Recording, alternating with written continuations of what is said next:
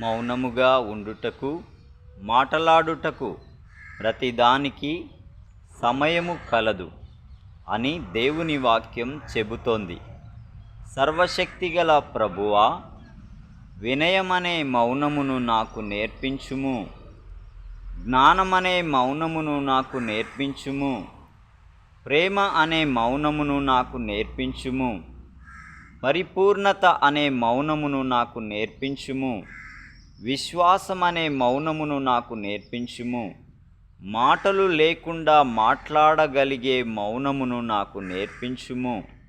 నాలోని పరిశుద్ధాత్ముని సున్నితమైన కదలికలను నేను వినగలుగునట్లుగాను, దైవిక లోతులను నేను గ్రహించగలుగునట్లుగాను నా హృదయాన్ని మౌనంగా ఉంచుకోవడం ఎలాగో నాకు నేర్పించుము ప్రభువా అంటూ ప్రార్థించగలిగిన అలనాటి భక్తులు ఎందరో ఎన్నో అనుభవాలను చవిచూశారు.